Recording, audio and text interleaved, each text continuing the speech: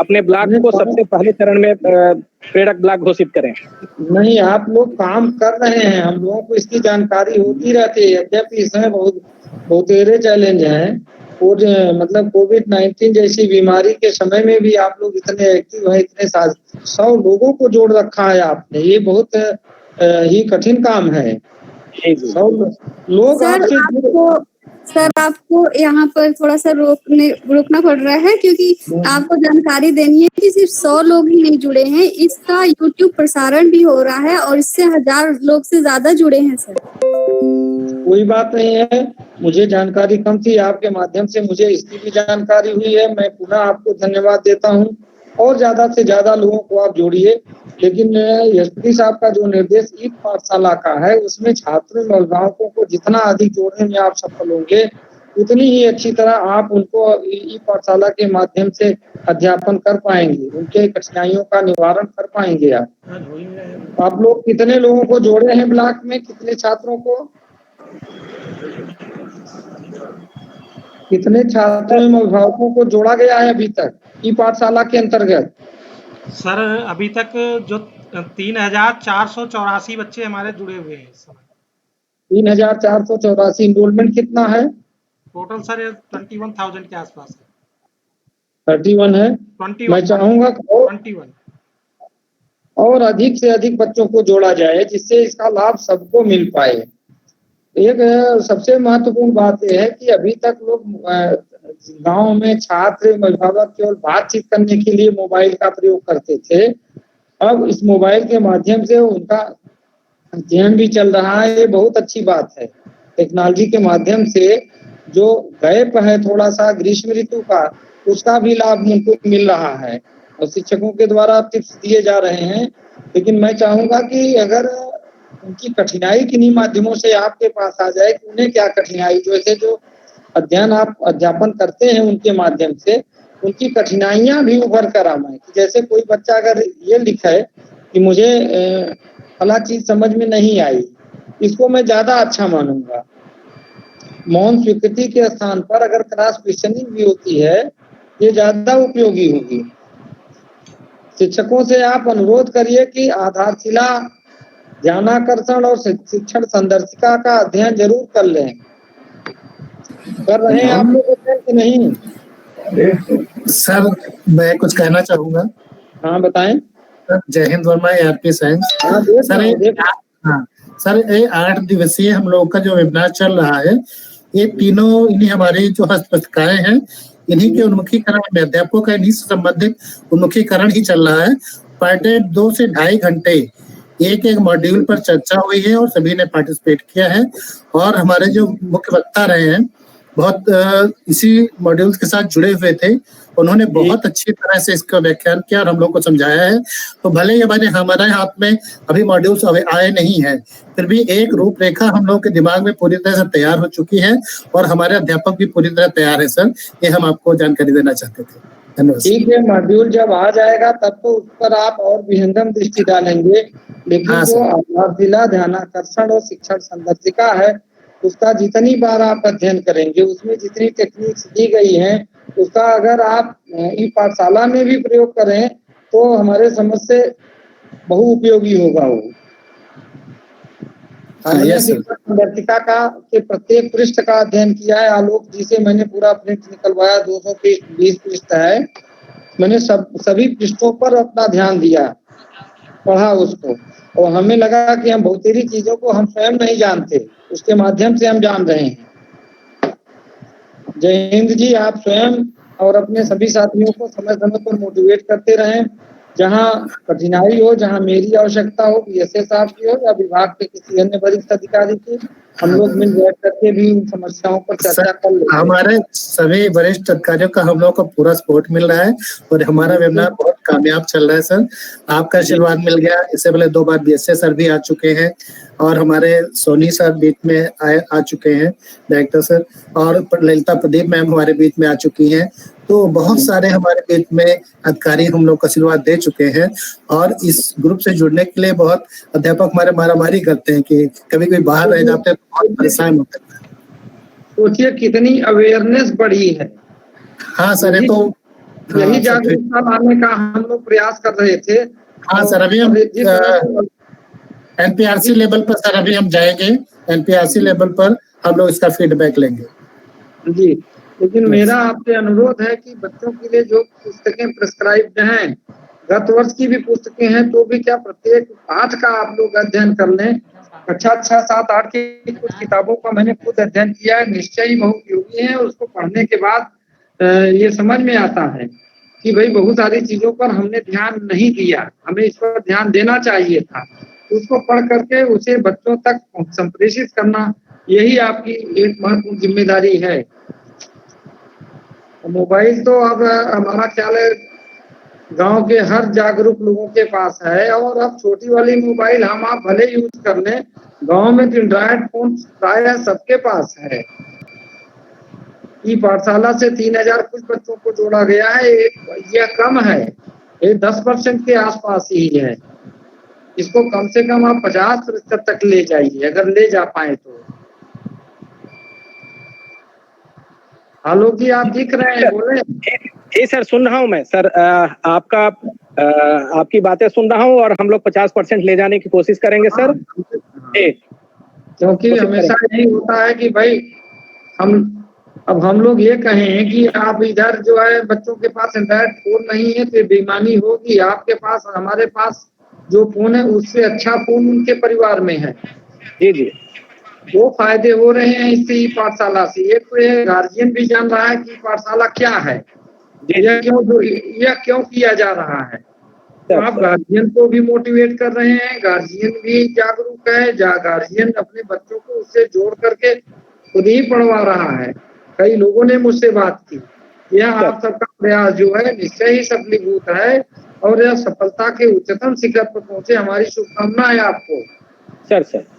हाँ, और मेरे लिए जब जहाँ आवश्यकता हो आप बताएं, हम आपके बीच में। सर। इसमें अलका जी दिख रही हैं, अनामिका जी दिख रही थी, अलका जी दिख रही हैं, अमित हैं, अनामिका श्रीवास्तव हैं, अंजू सिंह हैं, अंजू वर्मा है, अनुपमा सिंह हैं, अनुराधा हैं। सभी वर्ग के लोगों को आपने जोड़ रखा है, महिला पुरुष सबको। निश्चय ही हमारा ख्याल है केवल यहाँ इस से तो शायद हमारे पे 100 लोगों का आ रहा है। अभी एक जो बहुत एनर्जेटिक शिक्षिका है, उन्होंने बताया कि 1000 से अधिक लोग जुड़े हुए हैं। जी सर, यूट्यूब पर भी जुड़े हुए हैं लोग। हाँ, यह आपकी सफलता है कि आपने लोगों को जोड़ा, और लोगों ने अपने आप को आपसे जोड़ा है। नहीं, आपकी बातें सब लोग यूट्यूब पर भी सुन रहे थे। हाँ, तो आप लोगों का परिश्रम जो है वो सराहनीय है। इससे ही बेसिक शिक्षा के विकास में एक महत्वपूर्ण कदम साबित होगा।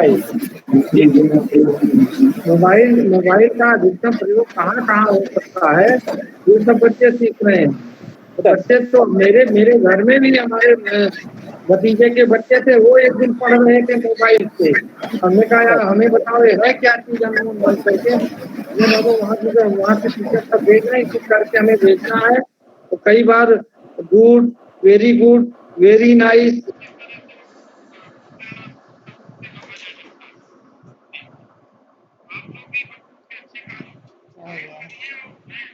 उसमें से 10 को निकले के साथ फिर से जोड़े, उसमें आ नहीं जाते, तो गड़बड़ हो जाता है। उसको छाप उसमें भी नहीं आ पाएगा। किसको कौन निकल गया? नहीं, जो निकल गया। अरे हाँ, इसमें से निकल गया ना, तो एक कम हो तो जोड़े।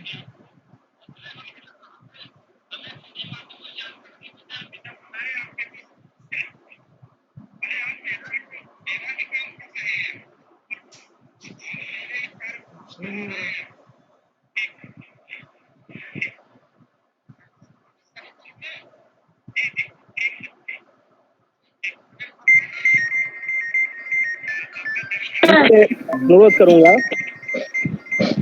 प्रकाश जी से अनुरोध करूंगा कि अब आगे की सामान संभालें आप।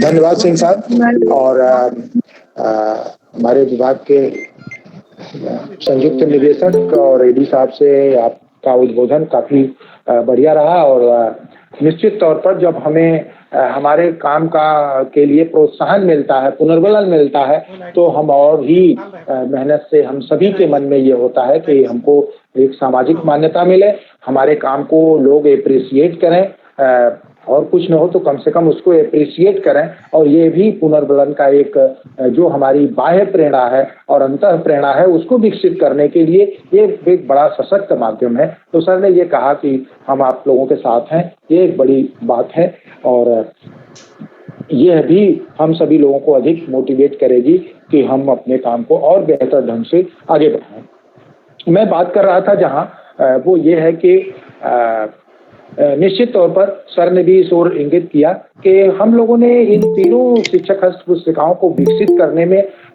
इस बात का मुख्यतया ध्यान रखा कि जो हमारे स्कूलों की वास्तविक स्थिति है, हमारे जो परिवेश में बच्चे हैं, हमारे ही स्कूलों में नहीं बल्कि जो पब्लिक स्कूलों में भी जो बच्चे हैं, उनकी जो सीखने की जो प्रक्रिया है, जो उनके अंदर कमजोरियां दिखाई देती हैं, वो क्यों हैं और कैसे हैं, इस रूप को विजुअलाइज करने की कोशिश की गई, एनालिसिस की गई और उस एनालिसिस के आधार पर माननीय स्कूल महानिदेशक महोदय से चर्चा के बाद हम लोगों ने उसको फ्रेम किया कि किस किस टाइप की चीजों को हमको कैसे कैसे अपने इन तीनों मॉड्यूल में पिरोना है। उस दिन भी मैंने आप लोगों से कहा था, फिर मैं कहूंगा कि इस काम को करने के लिए बहुत ही क्लियर कट सर का ये कहना था कि जो शुरुआती क्लासेज है, फाउंडेशन लर्निंग बच्चों की जो है वो मजबूत न होने से उनका आगे की कक्षाओं में सीखना और उनकी जो परफॉर्मेंस है वो प्रभावित होती है।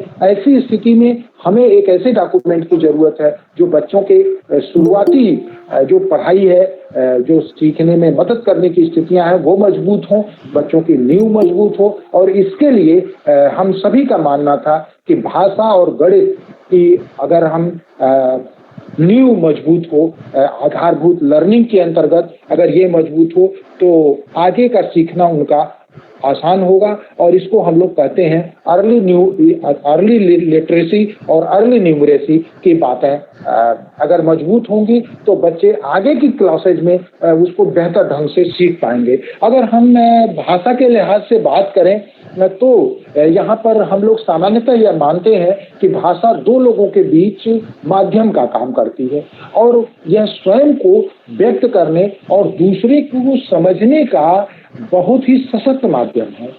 वहीं भाषा का जो संबंध है वो भावों और विचारों से होता है और भाषा हमें अपने भावों और विचारों को व्यक्त हो पाने लायक रूप प्रदान करती है। इस तरह से भाषा को जब कभी हम देखें कि केवल भाषा एक सिंबॉलिक फॉर्म में नहीं है बल्कि भाषा सोचने, महसूस करने और चीजों से जुड़ाव के रूप में भी माध्यम का काम करती है। तो यहाँ भाषा का जो ये स्ट्रक्चर है, ये संरचना है या इसके पीछे का की जो सोच है वो ये है कि भाषा सोचने, महसूस करने और चीजों से जुड़ाव, संबंध स्थापित करने में माध्यम का काम करती है। और इस तरह से जब हम भाषा को देखते हैं तो निश्चित तौर पर हम ये भी बात करते हैं कि बच्चों के अंदर हम जब भाषाई दक्षता के विकास की बात करें तो वहां पर हमें सुनने बोलने के पर्याप्त मौके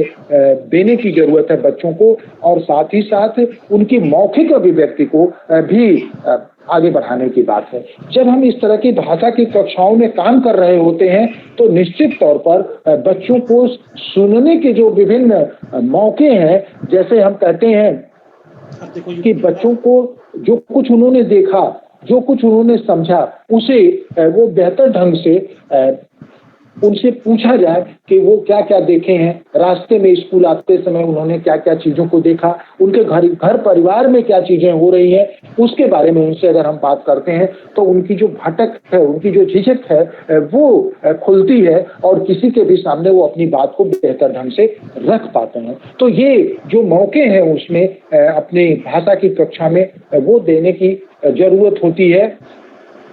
साथ ही साथ बच्चों के अंदर जो कल्पनाशीलता है और सृजनात्मकता है, वो कल्पनाशीलता और सृजनात्मकता भी विकसित करने की जरूरत होती है। जैसे कि मैं ये कह सकता हूँ कि किसी जगह पर उन्हें प्रतिस्थापित करके कि अगर तुम अपने क्लास के जो तुम मॉनिटर होते तो तुम क्या करते, तुम अगर एक शिक्षक होते तो तुम क्या करते।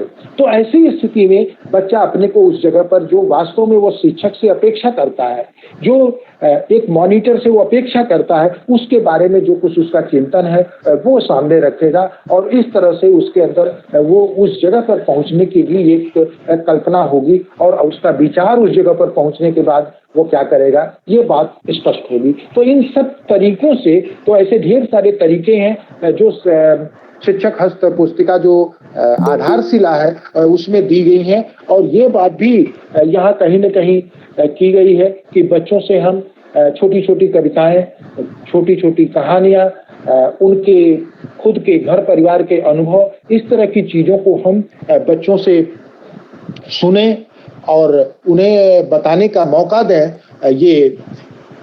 तो ये सुनने में उनके साथ चर्चा करें, बात करें और साथ ही साथ हम विभिन्न तरह के ध्वनियों को जब हम बच्चों को समझने की बात करते हैं तो वहां पर समान ध्वनि वाले विभिन्न शब्दों को सुनने और सुनाने की भी बात करते हैं। हम यहाँ ये कहना चाहेंगे कि जब हम भाषा को महसूस करने, सोचने, समझने और महसूस करने के माध्यम के रूप में अगर यूज करते हैं तो हम कुछ चीजों को हम लोगों ने उल्लिखित किया है बड़े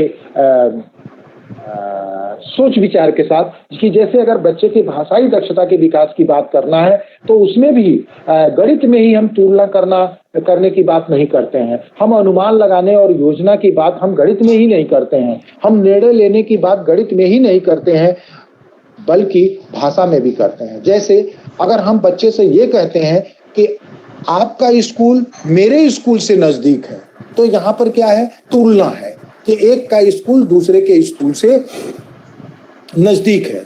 मैं 8 बजे घर छोड़ दूं तो मुझे बस मिल जाएगी, यहाँ पर क्या है, अनुमान लगाना है कि 8 बजे घर छोड़ दूं तो मुझे बस मिल जाएगी, यहाँ अनुमान लगाना है और साथ ही कैसे मिल जाएगी ये योजना का भी हिस्सा होता है। इसी तरह से हम ये भी कह सकते हैं कि आज घर से निकलने लायक मौसम नहीं है, अर्थात हम वहाँ निर्णय लेने की बात करते हैं। अर्थात जो प्रारंभिक स्तर पर बच्चों के जो पठन पाठन का जो उद्देश्य है या जो पाठ्यक्रम का जो उद्देश्य है प्रारंभिक स्तर पर, वो ये है कि बच्चे के अंदर हम सोचने, समझने, तर्क चिंतन करने की क्षमता का विकास करें, साथ ही साथ विश्लेषणात्मक दृष्टिकोण उसमें विकसित करते हुए विश्लेषण की क्षमता, विश्लेषण और संश्लेषण की क्षमता का विकास करते हुए निर्णय लेने की ओर उसे आगे बढ़ाएं, निर्णय लेने में उसे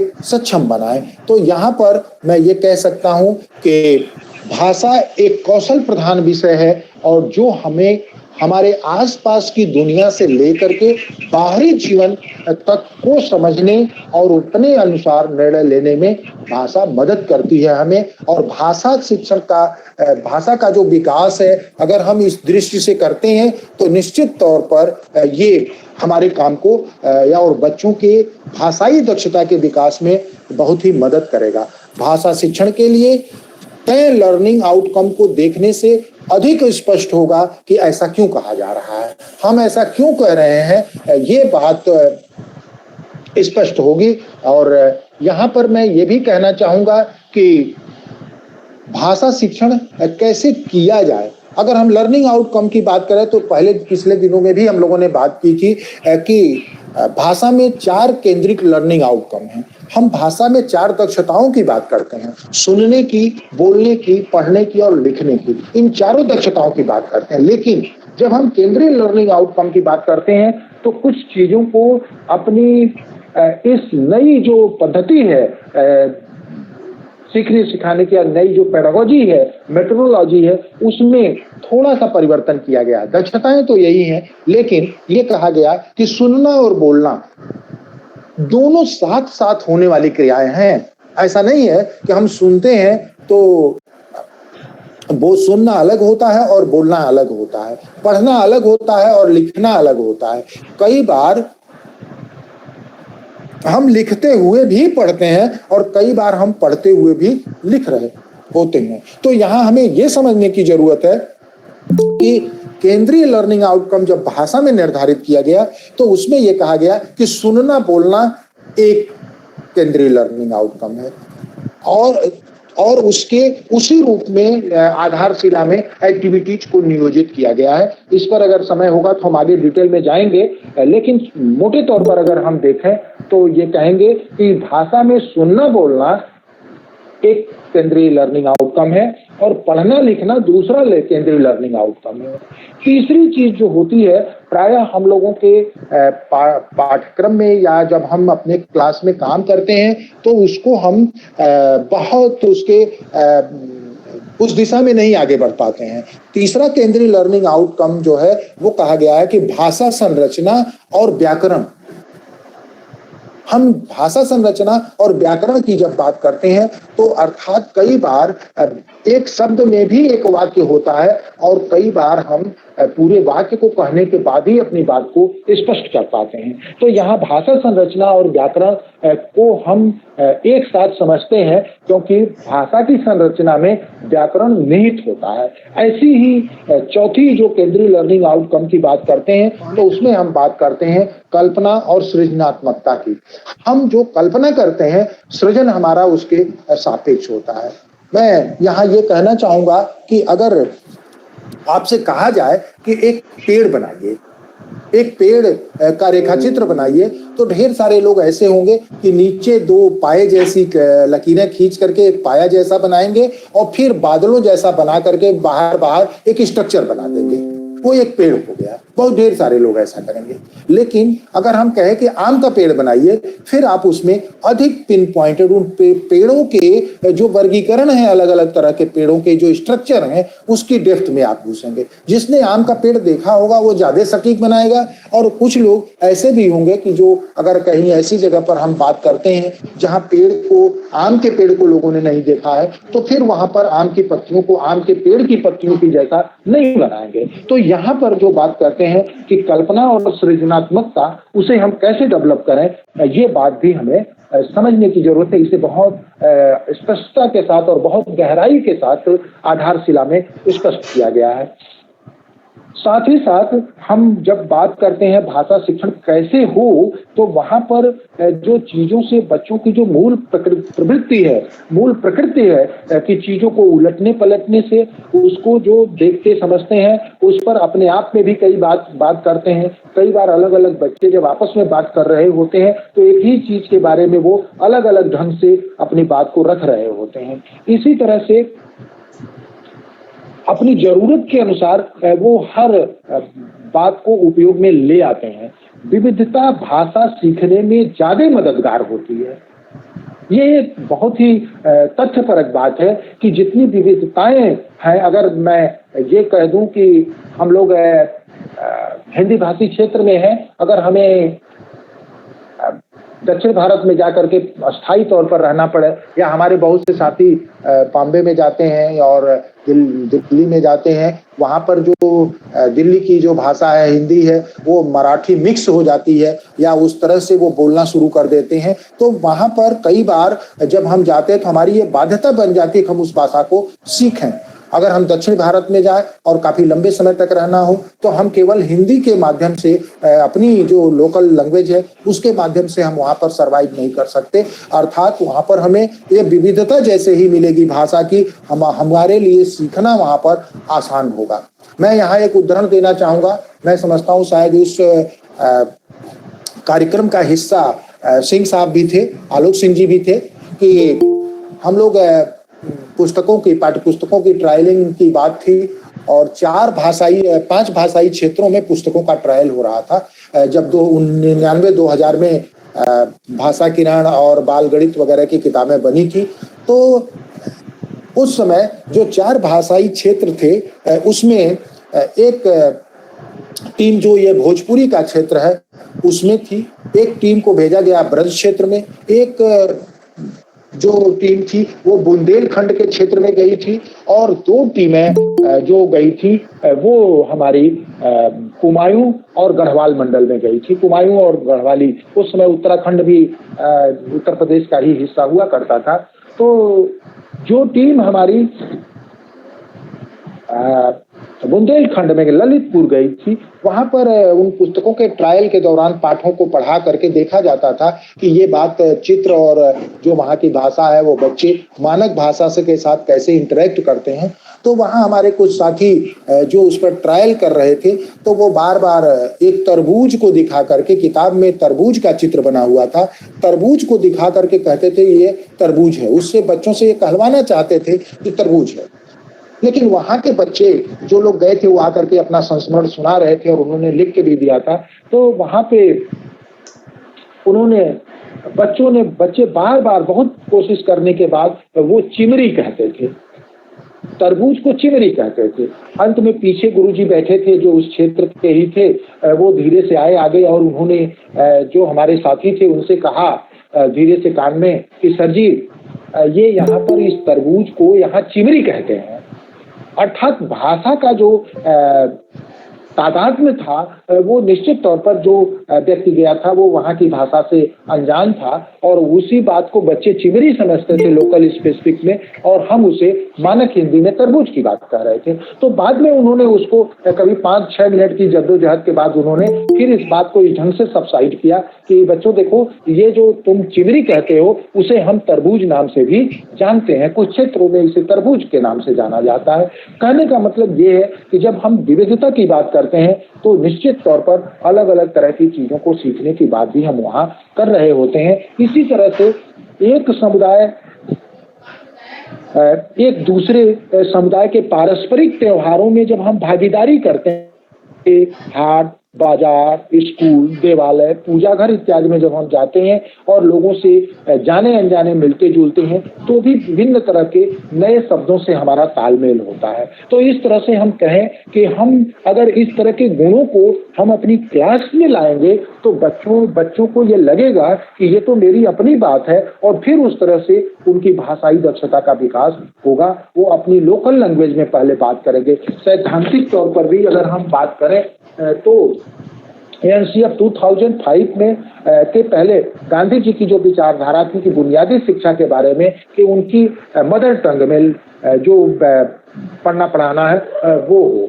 हम एनसीएफ में भी ये बात करते हैं कि बच्चों की स्थानीय बोली और भाषा को मानक भाषा की ओर लाने का हम माध्यम बनाए। तो कई बार हमारे जो शिक्षक साथी अगर ये करते होंगे कि बच्चे अगर अपने उस लोकल स्पेसिफिक बोली में भाषा में अपनी बात को कहते हैं तो मुझे ये कहने में कोई गुरेज नहीं है कि बच्चों को जिस भाषा में वो बोल पा रहे हैं उसी में बोलने के मौके दिए जाने की जरूरत है। और शिक्षक के रूप में हमारी ये जरूरत है कि हम बच्चों को इसके लिए प्रमोट करें और साथ ही जो बात वो कह रहे हैं उसे मानक हिंदी में, अगर हम हिंदी वाला हमारा स्कूल है हिंदी मीडियम का, तो हम मानक हिंदी से उसका तादात्म्य स्थापित करें और उसे हम मानक हिंदी के रूप में अपनी ओर से हम कहें कि जो बात तुम कह रहे हो वो इसे हम ऐसे भी कर सकते हैं, इसे हम ऐसे भी कर सकते हैं। आप देखेंगे कि बच्चे बहुत बार अपनी उस बात को लेकर आपके पास आएंगे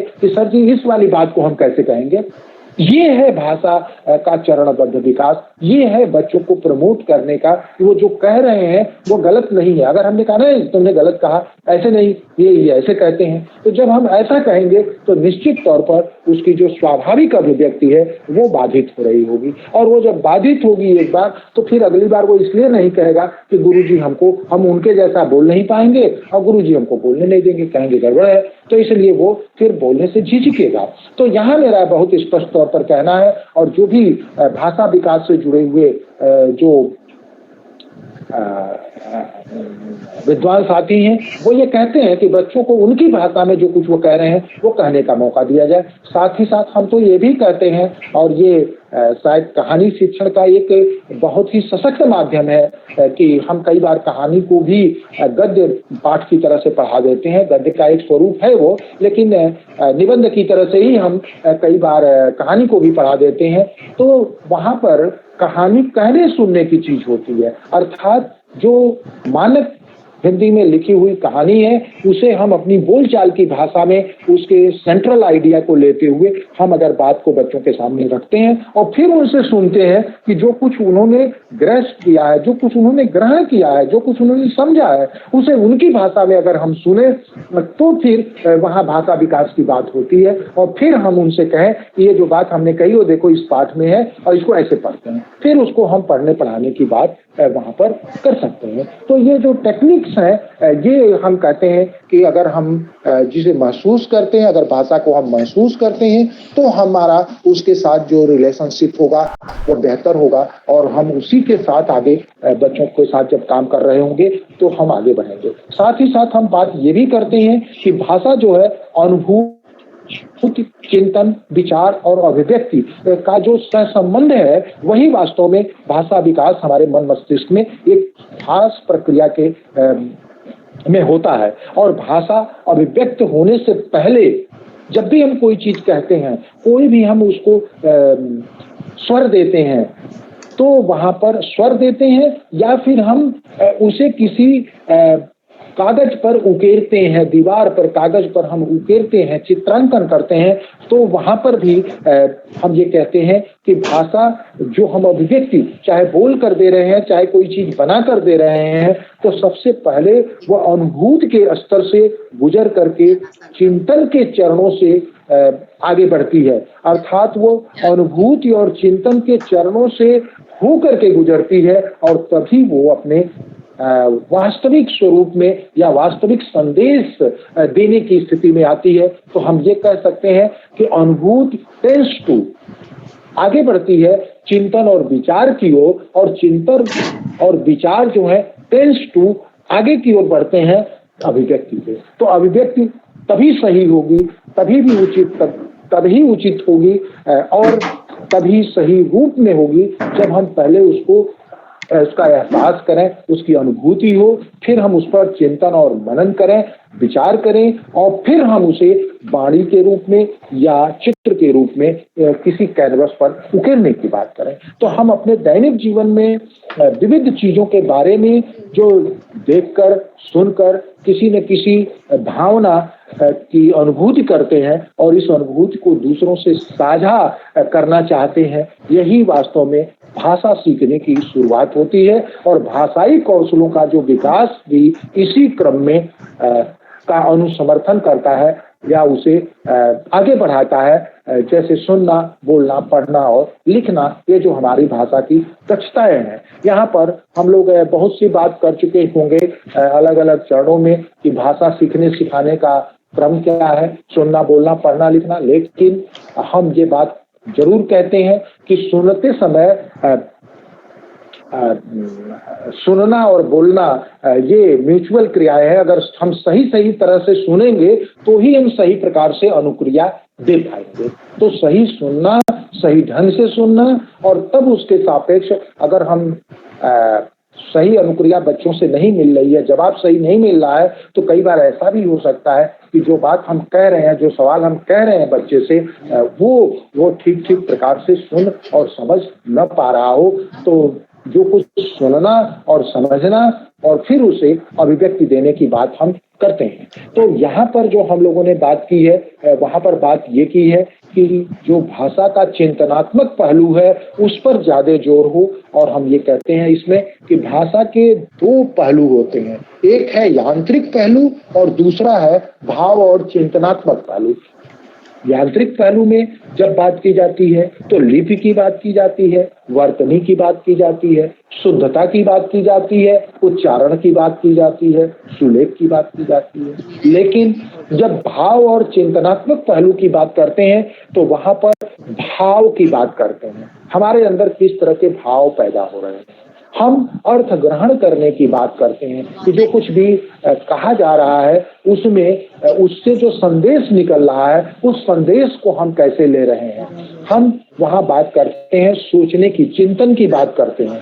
हम बात करते हैं प्रक्रिया देने की, कि जो कुछ भी हमने सुना उसके सापेक्ष हम ठीक ठीक प्रकार से प्रतिक्रिया दे पा रहे हैं कि नहीं दे पा रहे हैं। हम वहाँ बात करते हैं समीक्षा करने की, कि जो कुछ हो रहा है, जो कुछ हमने किया उसका हम एनालिसिस करते हैं, समीक्षा करते हैं कि वो ठीक हुआ कि नहीं हुआ, नहीं हुआ तो फिर हमें इसे कैसे प्रस्तुत करना चाहिए। कई बार हम एक शिक्षक के तौर पर भी देखते होंगे कि हमने कोई बात कही और लगा कि बच्चे कक्षा में उसे सही प्रकार से नहीं समझ रहे हैं, तो हम फिर दूसरे ढंग से उस बात को कहते हैं। बड़ों के बीच में भी कई बार हम कोई बात कर रहे होते हैं तो हमें अपनी एक बात को स्पष्ट करने के लिए फिर दोबारा उसे कहना कि मेरा आशय ये है, हम ये कहना चाह रहे थे। तो ये जो चीज होती है वो होती है समीक्षा करना और फिर उसके अनुसार अगली अनुक्रिया देना, इसी तरह से राय देना, सारांश निकालना, प्रदर्शन और प्रस्तुत करना। ये पूरी चीजें जो कही जाए कि वो भाव और चिंतनात्मक पहलू के हिस्से हैं और भाषा के यांत्रिक पहलू का जो संबंध है वो भाषा के बाहरी रूप से ज्यादा होता है। ये एक बड़ी गूढ़ सी बात है कि भाषा का जो यांत्रिक पहलू है अर्थात लिपि, वर्तनी की शुद्धता, उच्चारण और सुलेख, ये भाषा के यांत्रिक पहलू ये जो हैं वो उसका संबंध भाषा के बाहरी रूप से होता है, जबकि भाषा का जो सौंदर्य है या कथ्य है या कही जाने वाली बात में होता है।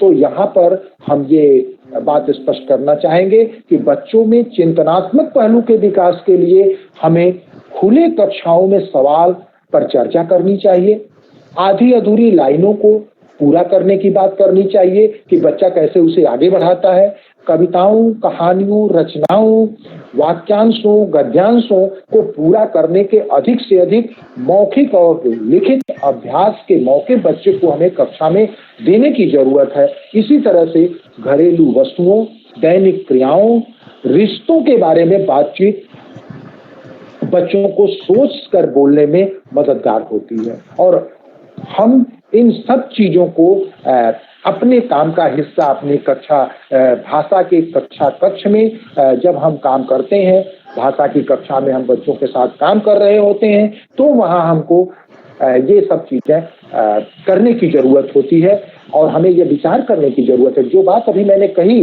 क्या वो हमारी पाठ्य पुस्तकें वर्तमान की हैं, वो क्या ये गुंजाइश देती हैं कि हम ये काम अपनी क्लास में कर पाएं? और इस रूप में हमें अगर जहां भी ऐसे हिंट मिलते हैं या नहीं भी मिलते हैं तो हमें इस चीज को आगे बढ़ाने की जरूरत है। वहीं एक बात ये भी कही जाती है कि भाषा संदर्भों के सहारे अर्थ ग्रहण करती है। भाषा संदर्भों के सहारे अर्थ कैसे ग्रहण करती है, इसको अगर हम बहुत ही इसका भी उल्लेख आधारशिला में किया गया है तो इसे मैं कह सकता हूं कि अगर आप घर के अंदर हैं और किसी ने दरवाजा आपका नॉक किया और आप कहते हैं दरवाजा खुला है, इसका क्या मतलब है कि दरवाजा खुला है, आप अंदर आ जाइए, नॉक करने की जरूरत नहीं है। अगर आप घर में हैं, कमरे में हैं, बातचीत हो रही है कुछ लोगों के बीच में और बातचीत का स्तर ऐसा हुआ कि आपने उस व्यक्ति से कहा दरवाजा खुला है, भाई साहब दरवाजा खुला है, तो इसका क्या मतलब है कि अब आपसे आगे बात करने की जरूरत नहीं, दरवाजा खुला है, अब आप जा सकते हैं। वहीं अगर हम ये कहें कि घर के अंदर हम सभी लोग हैं और बाहर का वातावरण, मौसम खराब हुआ, अचानक से बादल घिरा है, तेज हवाएं चलने लगी और हमने कहा अपने परिवार के किसी सदस्य से कि अरे भाई देखो दरवाजा खुला हुआ है, ऊपर दरवाजा खुला हुआ है, इसका क्या मतलब है कि मौसम खराब है। उस संदर्भ से अर्थ ग्रहण करना है कि ऊपर दरवाजा खुला है मतलब आंधी आ रही है और जाओ दरवाजा बंद कर दो। तो दरवाजा खुला है शब्द का 3 अलग अलग संदर्भों में 3 अलग अलग अर्थ है, एक ही अर्थ नहीं है। यह बात हमें अपने टीचिंग लर्निंग प्रोसेस में कहीं न कहीं बच्चों के सम्मुख रखने की जरूरत है और उससे उनको गुजरने का मौका देने की बात है। अगर ऐसा हम करते हैं तो निश्चित तौर पर बच्चों का जो चिंतनात्मक पहलू है, जो भावात्मक पक्ष है, वो विकसित होगा। मैं यहाँ एक बात और उल्लेखित करना चाहूंगा। हम सभी लोगों ने श्रवण कुमार और माता पिता की कहानी पढ़ी है। श्रवण कुमार और माता पिता की कहानी में जो संदेश उभरता है वो क्या है कि हमें अपने बड़ों का सम्मान करना चाहिए, उनकी सेवा करनी चाहिए। ये हमारा नैतिक मूल्य भी है, ये हमारा मानवीय मूल्य भी है। हम आज कहते हैं कि बच्चों के अंदर जो मूल्यों का ह्रास हो रहा है, क्यों हो रहा है भाई? इसके पीछे क्या कारण है? कई बार हम कहते हैं हमारी शिक्षा व्यवस्था इसके लिए अनुकूल नहीं है। हम किसी पर दोषारोपण बहुत आसानी से कर सकते हैं, लेकिन हम ये चिंतन मनन करें कि जो संदेश है उन संदेशों को उभारने की बात हम क्या कर रहे हैं, कैसे कर रहे हैं। और बच्चों के अंदर अगर संज्ञानात्मक विकास ही केवल हम करना चाहते हैं तो फिर उनके अंदर ये भावात्मक और जो मूल्यों की बात है वो कैसे होगी। हमारा बच्चा 100% नंबर पाते हुए बहुत अच्छे संस्थान में इंजीनियरिंग में दाखिला कर लिया, मेडिकल में दाखिला हुआ, उसने वहां पढ़ाई की, अच्छी नौकरी मिली, विदेश चला गया। उसका अपने घर परिवार, अपने रिश्तेदारों से, अन्य हित मित्रों से कोई संबंध नहीं था। जब उसने पूरे जीवन में अपने जो वास्तव में सीखने समझने का समय था, वहां तो उसने उन संबंधों को स्वीकारा ही नहीं, हमने उन संबंधों से उसे दूर रखा। और कल को जब उसके माता पिता, घर परिवार या किसी भी ऐसे पारिवारिक सदस्य के साथ कोई घटना दुर्घटना होती है तो फिर वहां से वो क्यों आएगा?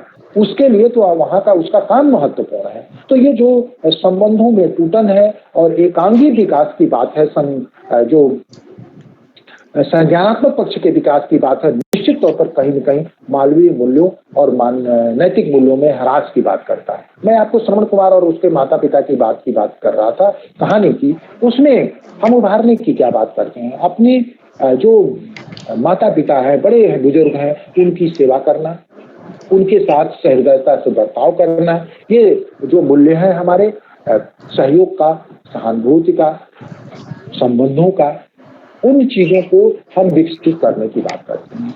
लेकिन वही बच्चा श्रवण कुमार की और माता पिता की कहानी स्कूल में सुनता है, जो सवाल जवाब होते हैं वो सही जवाब देता है, 100% नंबर पाता है।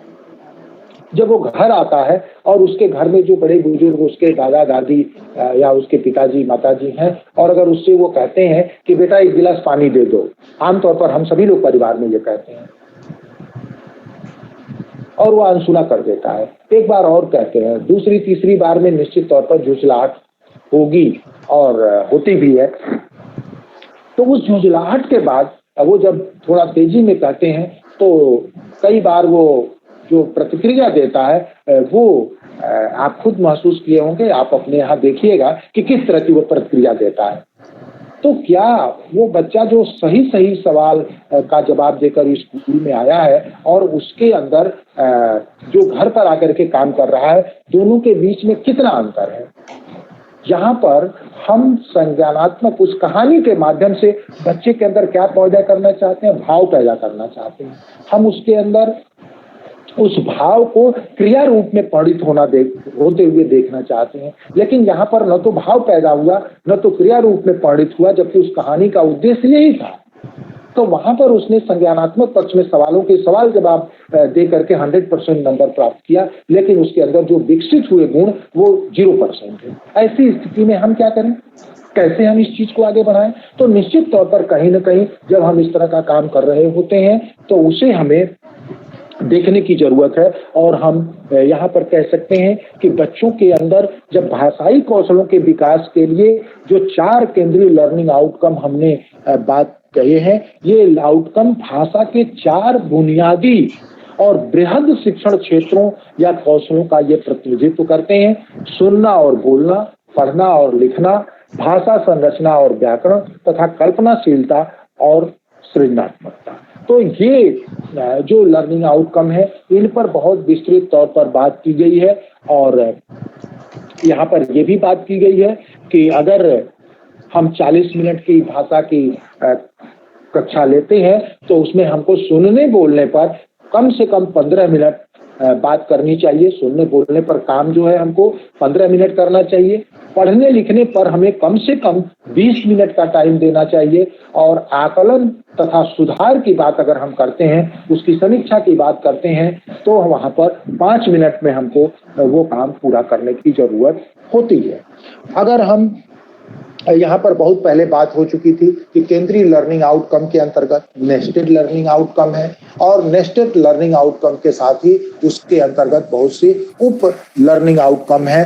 तो इन सभी चीजों को वो आगे अगर हम बढ़ाएं तो हम एक उदाहरण के तौर पर कहेंगे कि अगर सुनने बोलने की दक्षता की बात है तो जो इसका केंद्रीय लर्निंग आउटकम है वो है कि बच्चे मुखर हैं, वे सुनकर समझते हैं, अभिव्यक्ति के लिए मौखिक विधाओं का प्रयोग करते हैं और खुले प्रश्नों कैसे, क्यों, अगर आधारित सवाल का उत्तर देते हैं। ये सुनने बोलने का जो केंद्रीय लर्निंग आउटकम के अंतर्गत ये मुख्य बात कही गई है। और इसके अंतर्गत जो नेस्टेड लर्निंग आउटकम है वो कहा गया है कि अपने मन में उठते विचारों को अपनी बोली भाषा में सहजता पूर्वक व्यक्त करते हैं और मानक भाषा की ओर बढ़ते हैं।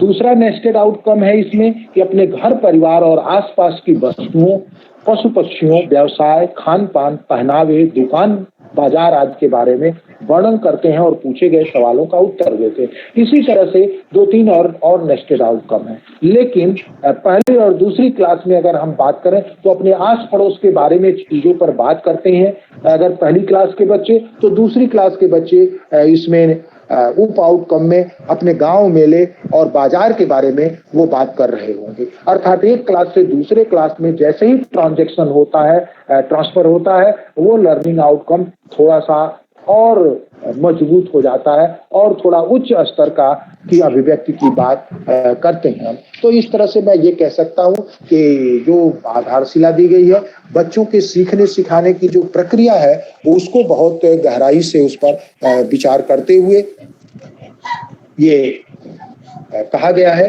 कि अगर हम जो तरीके सुझाए गए हैं उन पर हम गहराई से अमल करें, बात करें, तो निश्चित रूप से बच्चों का जो भाषाई दक्षता का विकास है वो बहुत अच्छा होगा और वो बच्चे निश्चित रूप से उनकी जो फाउंडेशन है वो मजबूत होगी।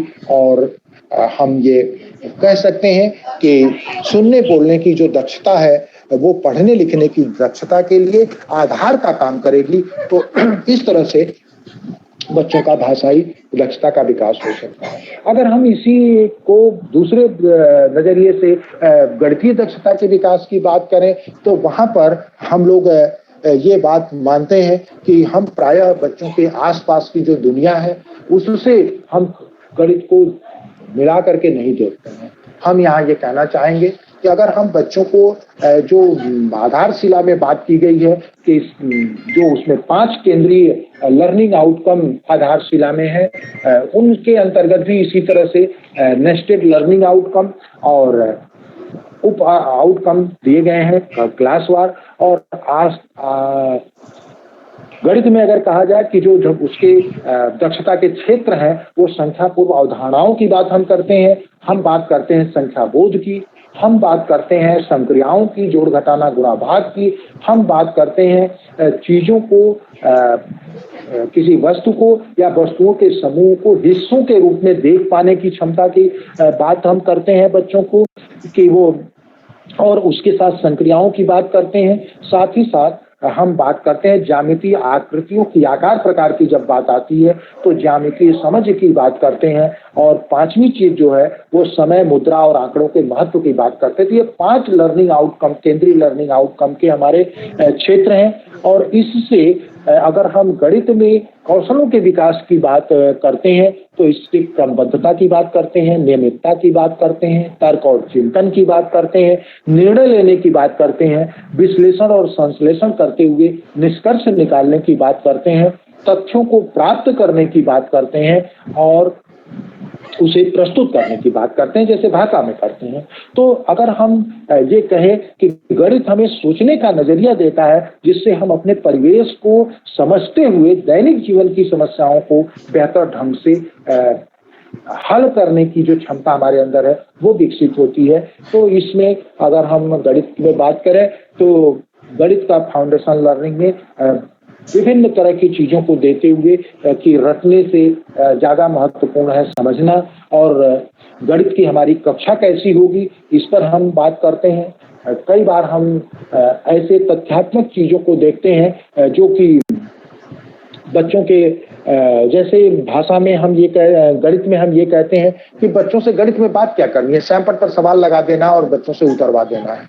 लेकिन गणित में हम ये कहते हैं कि लर्निंग मैथमेटिक्स थ्रू डिस्कशन, अर्थात गणित में भी बातचीत के मुद्दों की बात की गई है कि किन किन मुद्दों पर हम बच्चों से गणितीय दृष्टि से बात कर सकते हैं। भाषा में ही नहीं बात कर सकते हम, बातचीत हमारे गणित का भी हिस्सा है और तब बच्चे का समझना बहुत आसान होता है। कई बार आप देखे होंगे कि बच्चे ये कहते हैं कि इस सवाल में करना क्या है, और जैसे ही हम बताते हैं कि सवाल में क्या करना है वैसे ही बच्चे उस सवाल को कर देते हैं, चाहे जोड़ हो, चाहे घटाना हो, चाहे गुणा हो, चाहे घात हो। अब यहाँ सवाल उठता है कि बच्चे के सामने गणित की समस्या है, गणितीय समस्या है, संक्रियाओं को नहीं आती हैं, अथवा बच्चों के सामने भाषा की समझ की बात है कि वो उसे ठीक से समझ नहीं रहा है। तो ये दोनों चीजें बड़ी ही म्यूचुअल हैं कि भाषा की समझ जब तक विकसित नहीं होगी तब तक गणितीय दक्षताओं के विकास की जो नींव है वो कमजोर होगी, और हम निश्चित तौर पर ये कह सकते हैं कि जो भाषाई दक्षता का विकास है वो गणितीय दक्षता के विकास में एक तरह से आधार का काम करता है, और हमें उसे आगे बढ़ाते हुए ले चलने की जरूरत है। आधारशिला में संख्या पूर्व अवधारणाओं की बात जब करते हैं, संख्या बोध की जब बात करते हैं, संख्या बोध में मैं ये कहूंगा आपको कि जब हम संख्या बोध की बात करते हैं तो उसके रिफ्लेक्शन की अगर आगे हम बात करें तो जो इकाई दहाई और स्थानीय मान की समझ 5वीं क्लास तक बच्चों को नहीं होती है। अगर हम जो गणित के सीखने सिखाने का क्रम है ELPS का, जिस पर बहुत विस्तृत तरीके से बात हमारे साथियों ने की होगी पहले, अगर उसको हम फॉलो करें तो निश्चित तौर पर बच्चों के अंदर वो गणितीय जो दक्षता है वो अधिक बेहतर ढंग से विकसित होगी, और उन दक्षताओं के विकसित होने से बच्चे जो आगे संक्रियाओं को करने की बात करते हैं, अगर उनको इकाई दहाई का बोध बेहतर ढंग से है तो वो निश्चित तौर पर जब जोड़ की क्रिया करेंगे या गुणा की क्रिया करेंगे तो हासिल को आगे बढ़ा पाएंगे। वो जब घटाने की क्रिया या भाग की क्रिया करेंगे तो वो हासिल को जब उधार लेने की प्रक्रिया होती है तो 1/10 में कैसे कन्वर्ट हो जाता है, ये रिफ्लेक्शन उनको वहां पर समझ में आएगा। इसी तरह से अगर वो शुरुआती दौर में उनको संख्याबोध वस्तुओं को गिन करके कराते हैं तो वो जब 6ठी क्लास में जाएंगे तो उन्हें इस बात का एहसास होगा कि प्राकृतिक संख्याओं को हम पहले क्यों पढ़ते हैं संख्या पद्धति में, और पूर्ण संख्याओं को हम बाद में क्यों पढ़ते हैं, और साथ ही साथ काउंटिंग नंबर्स और नेचुरल नंबर्स इसकी समझ ज्यादा बेहतर ढंग से होगी, क्योंकि पहली क्लास में वो काउंटिंग करके ही नंबर सिस्टम को सीख पाए हैं। इसी तरह से जो चीजों को हिस्सों के रूप में देख पाने की प्रवृत्ति है, देखने की जो बात है, वहां पर अगर हिस्से को हम भिन्न के रूप में कैसे समझते हैं, भिन्न दशमलव के रूप में कैसे कन्वर्ट होती है, भिन्न को अगर वो ठीक समझ लें तो निश्चित तौर पर वो दशमलव को बेहतर ढंग से समझ पाएंगे।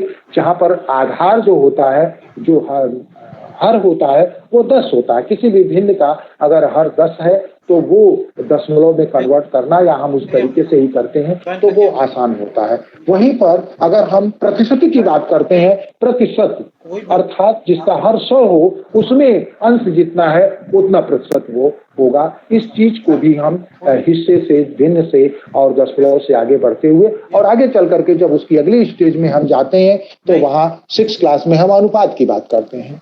तो ये जो बात है इसे निश्चित तौर पर अगर शुरुआती दौर में गणित की जो संकल्पना है वो अगर बच्चों में बेहतर हो, स्पष्ट हो, तो वो अपनी बात को आगे की कक्षाओं के लिए उसके रिफ्लेक्शन को वो बेहतर समझ जाएंगे। हमने कई बार ये देखा होगा कि मीटर को बच्चे सेंटीमीटर में जोड़ देते हैं, 5 मीटर और 25 सेंटीमीटर जोड़ लेते हैं। हमें ये समझने की जरूरत है कि ऐसा क्यों हुआ। हम अगर 5 तीलियों को 3 गोलियों के साथ अगर जोड़कर 8 बता रहे हैं तो निश्चित तौर पर बच्चा मीटर को और सेंटीमीटर को जोड़ करके और किसी एक इकाई में वो रख देगा। हम 4 गायों को और 5 भैंसों को जोड़कर 9 बता रहे होंगे तो निश्चित तौर पर बच्चा 4 लीटर और 5 मिलीलीटर को जोड़ करके मिलीलीटर या सेंटीमीटर लग रहा होगा। तो जो एक तरह की चीजों को जब हम जोड़ने की बात करते हैं, वहां ये संदेश उभरता है कि जब भी कोई चीज हम मिलेगी आपस में या एक में से दूसरी निकलेगी, तो उसकी जो यूनिट्स होंगी वो समान होंगी। जैसे ही विपरीत वो देखेगा, वो तुरंत जो है वहां से विड्रॉ करेगा और उसको एक से दूसरे में कन्वर्ट करने की बात करेगा। तो यहाँ पर भी मैं ये कहना चाहूंगा कि जब इसे हम उस गहराई से जा करके बच्चों को गणित की दक्षता के विकास की बात करेंगे, तो इसका जो रिफ्लेक्शन होगा आगे, जो विभिन्न अलग अलग तरह की यूनिट के साथ हम जोड़ घटाना की बात करते हैं, तो वहां पर वो बात बेहतर ढंग से बच्चे को समझने में मदद मिलेगी और गलत कॉन्सेप्ट उसके अंदर विकसित नहीं होगा। तो ये हम कुल मिला करके इसमें ये चीजें कह सकते हैं। साथ ही साथ इन सभी जगहों पर लर्निंग आउटकम की बात की गई है। बहुत हर जगह जब आप देखेंगे तो लर्निंग आउटकम की बात की गई। पिछले दिनों भी इस मुद्दे पर चर्चा हुई कि पाठ्यक्रम में क्या बात कही गई है, संबोध और उपसंबोध की बात की गई है। हम आगे बढ़ते हैं पाठ्य पुस्तकों में भी, तो वहाँ उपसंबोध या दक्षताओं की बात करी गई है। हम आगे बढ़ते हैं अगर, तो विभिन्न तरह के डॉक्यूमेंट्स हमको जो मिल रहे हैं उसमें कई जगह लर्निंग आउटकम लिखा हुआ है और कई जगह दक्षताएं लिखी हुई हैं। प्रेरणा सूची में और प्रेरणा तालिका में दक्षताएं लिखी हुई हैं, लेकिन कई जगह पर हम लर्निंग आउटकम की बात करते हैं, येलो की बात करते हैं, येलो अर्थात लर्निंग आउटकम। तो लर्निंग आउटकम हो या संबोध हो, उपसंबोध हो, दक्षताएं हो या लर्निंग आउटकम हो, ये सभी एक ही है, अधिगम परिणाम ही है। और इन सब चीजों को अगर हम देखें तो निश्चित रूप से अब हम जब शिक्षण योजनाओं के बनने बनाने की बात जिस पर बहुत जोर है कर रहे हैं, तो वहां पर हम बात करते हैं लर्निंग आउटकम जो हमारा है उसे हम लिखें। उस लर्निंग आउटकम से ही यह निर्धारित हो जाएगा कि हमारी टीचिंग लर्निंग प्रोसेस क्या होगी और कैसे होगी, उसमें किस मटेरियल का हम यूज कर रहे होंगे, किस टाइप की एक्टिविटी का यूज कर रहे होंगे, और हम उस शिक्षण के पूर्व हम कौन कौन सी बात करेंगे, कौन कौन सी तैयारी करेंगे, शिक्षण के दौरान हम किन किन तरह की एक्टिविटीज को और TLM को यूज करेंगे, किस किस तरह के बिंदुओं पर हम बच्चों से चर्चा करेंगे जिससे उनकी उस कंटेंट एरिया में, उस लर्निंग आउटकम में समझ बढ़े, किस तरह के हम अभ्यास के मौके देंगे जिससे उनकी समझ विकसित हो बेहतर ढंग से, वो अपने आगे के काम में उसका उपयोग कर पाए, एप्लीकेशन की बात वो कर पाए, वो स्किल अगर डेवलपमेंट से संबंधित वो लर्निंग आउटकम है तो हम उसके माध्यम से ऐसे अभ्यास कार्य देंगे, ऐसे एक्टिविटीज देंगे जिससे कि वो उनकी स्किल डेवलप हो। और जब हम आकलन कर रहे होंगे तो आकलन में भी हम वो लक्ष्य हमारा क्या है, वो लर्निंग आउटकम है। आकलन की हम आधारशिला में चाहे भाषा है या गणित है, हर कंटेंट एरिया के बाद एक प्रेरणा आकलन तालिका दी गई है जिसमें ये बात की गई है कि आकलन का वो लक्ष्य क्या है, और लक्ष्य के बाद ये कहा गया है, लक्ष्य मतलब वो लर्निंग आउटकम क्या है, आकलन का संकेतक हमारा क्या है, अर्थात बच्चा क्या कर पा रहा होगा, क्या क्या चीजें ये कंटेंट एरिया पढ़ने के बाद वो कर पा रहा होगा, और आकलन के लिए संभावित तरीके, प्रश्न या एक्टिविटीज क्या हो सकती हैं, ये भी एक कॉलम में दिया हुआ है। तो इस माध्यम से हम हर कंटेंट एरिया के बाद ये समझ पाएंगे कि हमारे बच्चे ने क्या सीख लिया है, क्या उसे अभी सीखना बाकी है, और जो सीखना बाकी है उसमें हमको किस किस तरह के अभ्यास के मौके उसे देने हैं, किस तरह का सपोर्ट हमें देना है जिससे कि वो उस लर्निंग आउटकम को पूरी तरह से अचीव कर ले।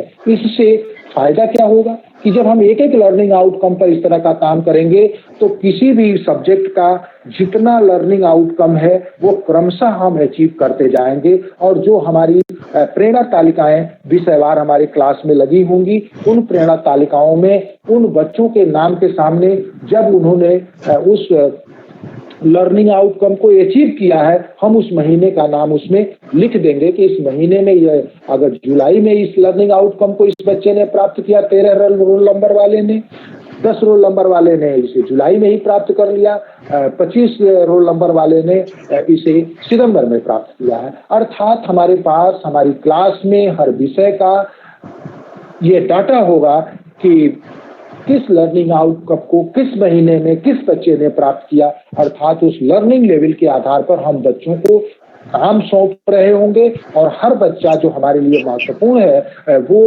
अपनी गति से, हर बच्चे की सीखने की गति अलग अलग होती है, तो वो बच्चा और हर बच्चा अपनी गति से चीजों को सीखता है, तो हम ये मौके भी अपनी क्लास में उपलब्ध करा रहे होंगे कि बच्चा अपनी गति से सीख रहा होगा। हम उस पर कोई प्रेशर नहीं डालेंगे, प्रेशर डालेंगे, दबाव डालेंगे तो उसका सीखना धीमा होगा और वो और पिछड़ते हुए क्लास से बाहर होगा। क्लास से बाहर होने के बाद वो स्कूल से बाहर होगा, फिर ड्रॉप आउट की समस्या के रूप में वो हमारे सामने हाजिर होगा और हम उसे ढूंढते फिरेंगे कि वो कहाँ गया। चलो उसके लिए ब्रिज कोर्स कैंप चलाएं, ये कैंप चलाएं, शिक्षा के मुख्य धारा में लाएं, तो बेहतर है कि हम थोड़ा देर से चलें, लेकिन हम बच्चों को उनके लर्निंग के जो गति है, स्पीड है, उस स्पीड के साथ हम उन्हें ले चलने में मदद करें। तो हम सभी लोगों का यह मानना है कि जब हम ये सब काम करेंगे तो हमें ये बात समझ में आएगी कि क्या प्रभाव पड़ेगा,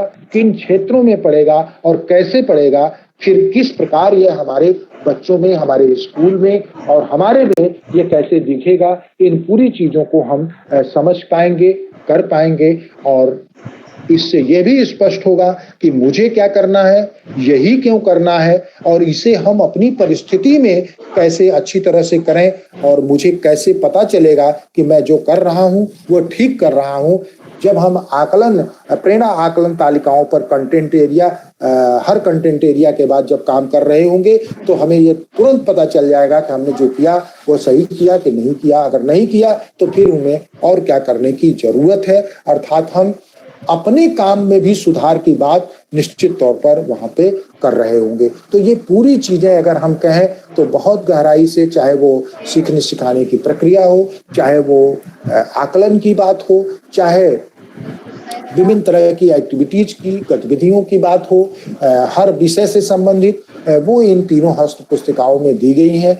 और विशेष करके शिक्षकों के लिए शिक्षण संग्रह की जो पुस्तिका है उसमें उनके लिए वो टूल बॉक्स के रूप में है कि जो बच्चों को वो जब क्लासरूम टीचिंग अपनी करेंगे, स्कूल में जब काम करेंगे तो उनको जिस तरह के औजार की जरूरत है वो सब औजार अधिकांशतः उनको अपनी शिक्षण संग्रह की पुस्तिका में मिलेंगे।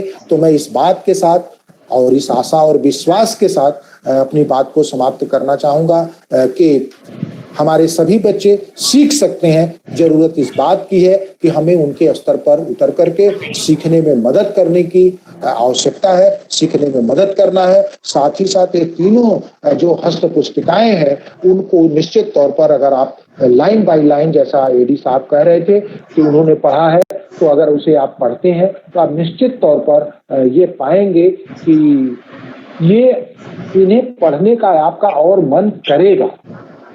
सबसे जरूरी है कि रीडेबिलिटी होनी चाहिए। हम लोगों ने इस पर भी बहुत काम किया कि रीडेबिलिटी हम अपने डॉक्यूमेंट की कैसे बढ़ाएं। तो इसमें इस तरह की चीजें हैं कि जो लगेंगी हमको कि पढ़ते समय अरे ये तो हमारी वाली ही बात है और हम जैसा कर रहे थे वो भी बात है, और उससे आगे बढ़ करके भी कुछ बातें हैं जिसे हम अपने क्लास में आजमा सकते हैं, अपने बच्चों के साथ आजमा सकते हैं। मतलब वो हमें खुद चीजें प्रेरित कर रही होंगी उसे अप्लाई करने के लिए। तो मैं अपनी इसी बात के साथ कि हम सभी का ये दायित्व है कि हम अपने ब्लॉक को प्रेरक ब्लॉक के रूप में विकसित करें।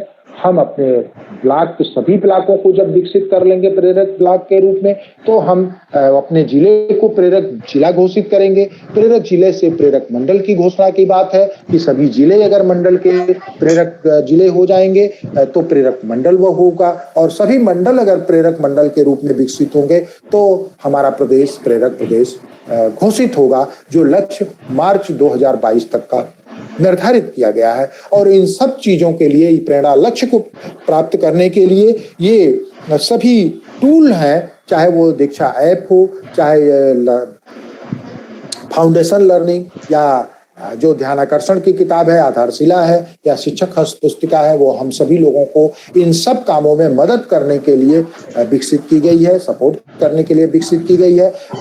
वही मदद करने के लिए एसआरजी और एआरपी साथियों को भी विकसित किया गया है कि उनको भी लगाया गया है कि इन सब कामों में वो मदद करेंगे और मदद इस रूप में कि जैसे वो काम हमारा ही है। तो मैं इसी बात के साथ अपनी बात को समाप्त करता हूँ। धन्यवाद आप सभी लोगों को। मुझे पुनः सुनने के लिए आप लोगों को एक बार और मैं धन्यवाद दूंगा कि मुझे ये मौका आप लोगों ने दिया है। धन्यवाद। बहुत बहुत धन्यवाद सर। हमारे साथ दो हमारे एसआरजी जुड़े हुए हैं, श्री अवधेश पांडे जी और पद्मजा जी। तो मैं चाहूंगा कि बीओ सर आपका धन्यवाद ज्ञापित कर दें, उसके बाद जो है हमारे एसआरजी जी महोदय जो है कुछ अपनी बात रखेंगे। बीओ सर, आदरणीय बीओ सर।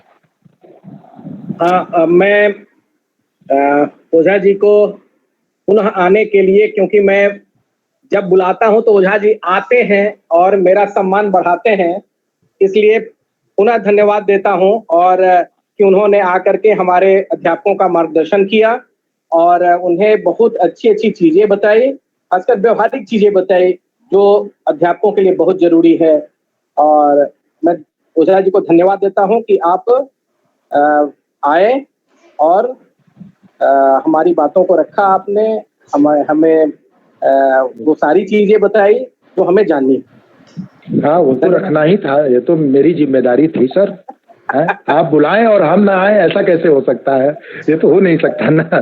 तो मैं सिंह साहब ये चाहूंगा कि अगर मुझे आप अनुमति दें तो मैं फिर किसी और काम में मुझे बिजी होना है, तो ठीक है।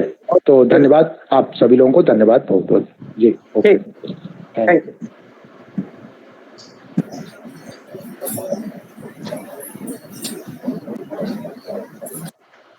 धन्यवाद सर। अब श्री अवधेश पांडे जी का स्वागत है। जी सर, आप बोलिए सर। पांडे जी और पद्मजा जी, पांडे जी ने तो मेरे साथ काम किया ही है और मैं उन्हें भली बात जानता हूँ, हर तरह से जानता हूँ, ठीक है। तो मैं चाहूंगा कि पांडे जी और पद्मजा दोनों लोग बातें रखें, हमारे अध्यापकों को बतावें, ठीक है। पांडे जी सर, पद्मजा जी का ब्लॉक है, पद्मजा जी से शुरुआत करिए सर। मैं तो आपके साथ बहुत दिन तक रहा हूँ। पद्मजा जी को क्या कहूँ, पद्मजा जी अभी तक मिली नहीं। पद्मजा जी आइए।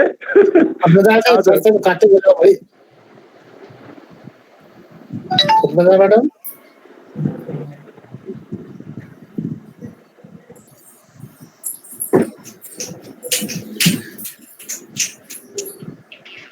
पद्मजा आप दिखाई नहीं दे रही हैं।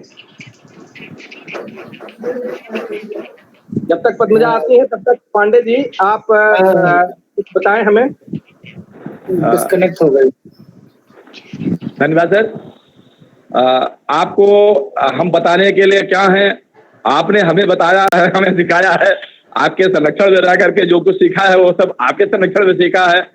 आपको क्या बताऊंगा, बस केवल अगर आपकी अनुमति है तो आपकी अनुमति से मैं आपको आपके बारे में नहीं, मेरे बारे में नहीं। मेरे बारे में नहीं, बातें बताइए, मेरे बारे में नहीं। जी सर। मैं बताना चाहता हूं कि अभी आप लोगों ने ओझा जी से, पूर्व वक्ताओं से, अपने एडी साहब से बहुत कुछ सुना होगा। आज मुझे जुड़ने में बड़ा विलम्ब हुआ। मैं बहुत शुरू से कोशिश कर रहा था लेकिन नहीं जुड़ पाया। फिर कमलेश जी ने कहा नहीं, हम व्यवस्था कर रहे हैं, आप जुड़िए। मैं जुड़ा। आपको बताना चाहेंगे कि हमारे प्रदेश में एसआरजी और एआरपी के माध्यम से पाठ्य योजना निर्माण का कार्य कराया जा रहा था।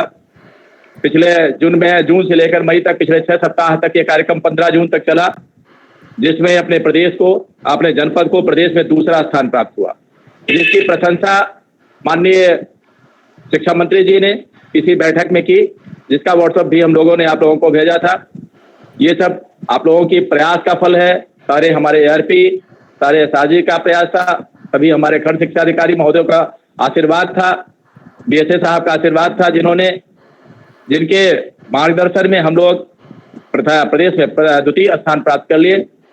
साथ ही मैं कहना चाहूंगा कि सेट 2 का रिजल्ट शायद अभी पूरा अपलोड नहीं हो पाया है, लेकिन जैसे ही अपलोड पूरा हो जाए तो हम लोगों का कर्तव्य होगा कि हम अपनी एक कार्य योजना बनाएं और कार्य योजना बना करके उस पर कार्य करें। हमें ये देखना है, ये कोशिश करना है कि हमारे विकास खंड में, हमारे विद्यालय में कोई भी बच्चा C, D, E ग्रेड में ना रहने पाए। उसे हमें किसी भी तरह से A+, A, B में लाने का प्रयास करना है। अब ये कार्य कोई हम एक दिन में नहीं कर सकते। ऐसा नहीं है कि हमारा रिजल्ट जिस दिन आए हम उसी दिन सारे बच्चों को उच्चीकृत कर दें, अच्छी श्रेणी में ले आए। इसके लिए हमें कार्य योजना बनानी होगी, एक छोटा सा लक्ष्य निर्धारित करना होगा और उस लक्ष्य के आधार पर हम धीरे धीरे इन बच्चों को उधर लाने का प्रयास करेंगे। साथ ही आपको बताना चाहेंगे कि इस समय उड़ान प्रतियोगिता एक चल रही है। अगर आप सभी लोगों का सहयोग मिलेगा तो हो सकता है उड़ान प्रतियोगिता में भी प्रदेश में अपना कोई स्थान हो। जबकि अभी तक जो भी कार्यक्रम प्रदेश स्तर से हो रहे हैं